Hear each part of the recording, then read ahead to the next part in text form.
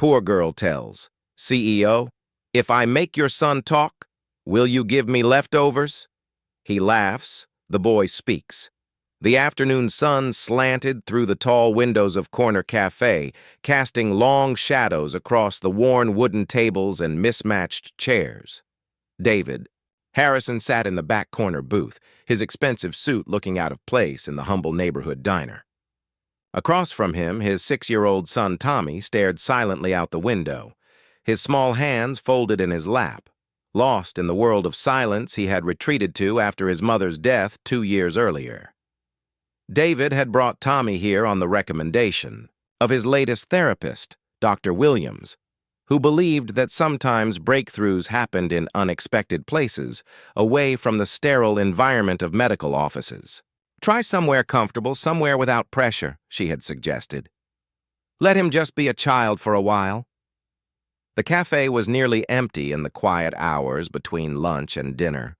Sarah Chen, the kind waitress David had come to know over their weekly visits, moved quietly between tables, her gentle presence never intrusive.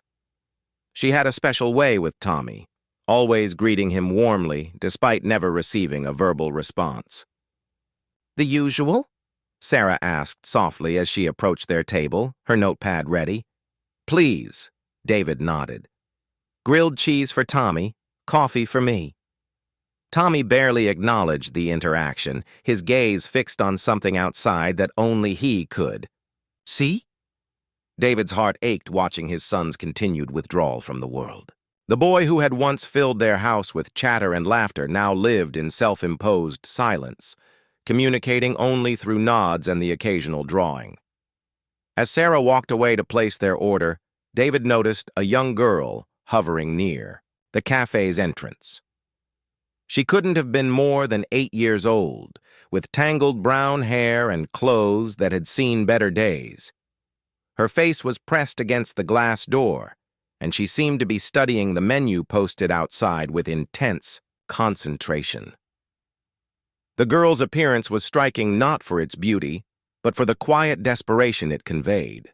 Her jacket was too thin for the cool autumn weather, and David could see her breath fogging the glass as she exhaled. She carried a small, worn backpack that looked like it contained everything she owned. After several minutes of watching the menu, the girl pushed open the door and stepped inside. She moved hesitantly, clearly uncomfortable in the warm, food-scented environment. Her eyes darted around the cafe, taking in the other customers before settling on Sarah behind the counter. Excuse me, the girl said, in a voice barely above, a whisper. Do you have any leftover food? I can work for it.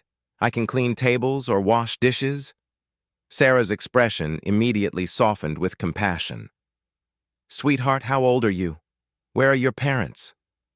I'm 10, the girl lied, clearly trying to sound older and more capable than she was. My grandmother she's resting. She sent me to ask about work. David found himself listening intently, his business instincts telling him there was more to this story. The girl's careful choice of words, her practiced way of asking for help without seeming to beg. It spoke of experience with hunger and disappointment. What's your name, honey? Sarah asked gently. Emma, the girl replied, then added quickly, I'm really good at cleaning. I won't be any trouble. David glanced at Tommy, who for the first time in weeks had turned his attention away from the window.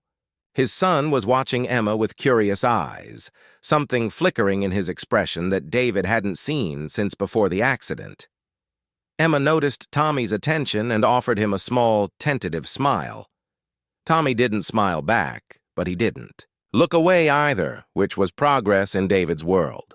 Tell you what, Emma, Sarah was saying, let me get you something to eat first, and then we can talk about— I can't pay for it, Emma interrupted quickly, her cheeks reddening with embarrassment. I don't have any money, that's why I was asking about work. The conversation had drawn David's full attention now. Here was a child, clearly in need, trying to maintain her dignity while asking for help. Something about her reminded him of the stories his own grandmother used to tell about growing up during the Depression. The pride that made people want to earn what they received, even when they were desperate.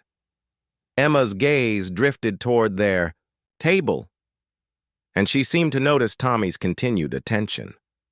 For a moment, the two children simply looked at each other across the cafe.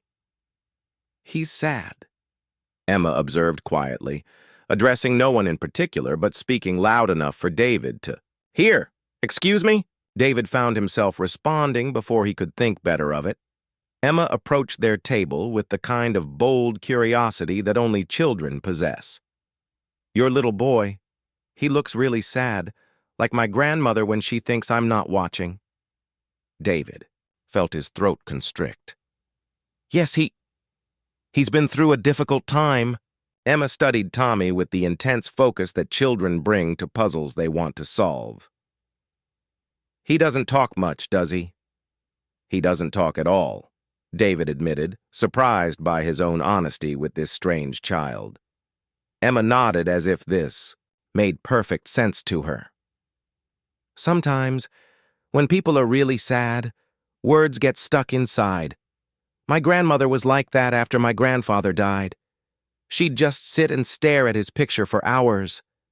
The simple wisdom of her observation hit David, harder than any of the complex psychological explanations he'd heard from expensive specialists. This child understood something fundamental about grief that all the medical degrees in the world hadn't been able to articulate. "What happened to your grandmother?" David asked gently. Emma's face clouded. "She's sick. Really sick.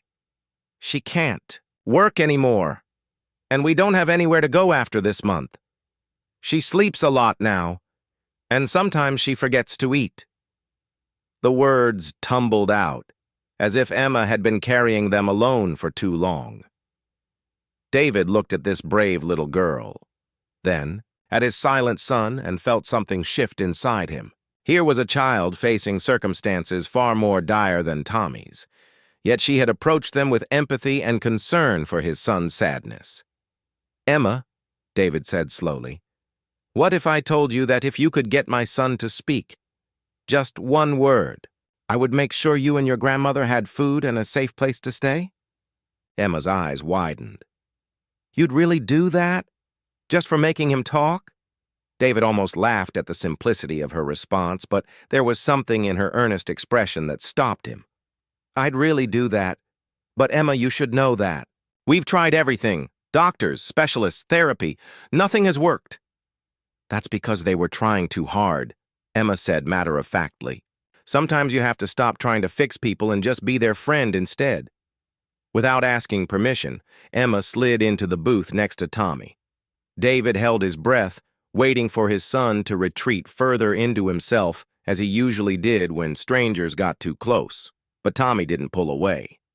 Instead, he turned to face Emma directly for the first time. "Hi," Emma said simply.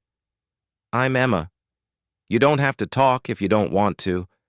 I know sometimes words are too heavy to carry." She reached into her worn backpack and pulled out a small, battered notebook and a stub of a pencil. "Want to see something cool? My grandmother taught me how to draw stories." Emma opened the notebook to reveal pages filled with simple but expressive drawings. "This is the story of a little bird who forgot how to sing," she began, showing Tommy a sketch of a small bird sitting alone on a branch. "All the other birds would chirp and sing, but this little bird couldn't remember how." Tommy leaned closer to see the pictures, more engaged than David had seen him in months. "The little bird was very sad," Emma continued, turning the page to show the bird with drooping wings. "He thought maybe he would never sing again. But then one day he met another bird who didn't sing either. And you know what happened?" Tommy shook his head almost imperceptibly. But it was a response. The first interactive gesture David had seen from him in weeks. "They discovered they didn't need to sing to be friends," Emma said, showing a drawing of two birds sitting together on the branch. "And when they stopped worrying about singing, when they just enjoyed being together." She turned to the final page, which showed both birds with their beaks open, musical notes floating around them. The songs just came back by themselves. Tommy stared at the drawing for a long moment. Then, in a voice so quiet, David almost missed it, he whispered. Pretty. The single word hit David like a lightning bolt. He felt tears spring to his eyes as he watched his son reach out and gently touch the drawing. Thank you, Tommy said, his voice still barely audible but growing stronger. It's a good story, Emma beamed. Would you like me to draw you a story? What would you like it to be about? A boy and a girl who are friends, Tommy said, and this time his voice was clear and sure. David sat in stunned silence as his son, his silent, withdrawn son, began talking with Emma as if the past 2 years of silence had never happened. They discussed story ideas, shared observations about the drawings, and laughed together over Emma's silly doodles. Sarah appeared at their table with Tommy's grilled cheese, her eyes wide with amazement at the sound of his voice. Well, hello there, Tommy, she said warmly. It's wonderful to hear you talking. Hi, Sarah, Tommy replied with a shy smile. This is my friend Emma. She draws stories. As David watched his son emerge from his shell of grief, he realized that Emma had succeeded where everyone else had failed, not through any special technique or therapy, but through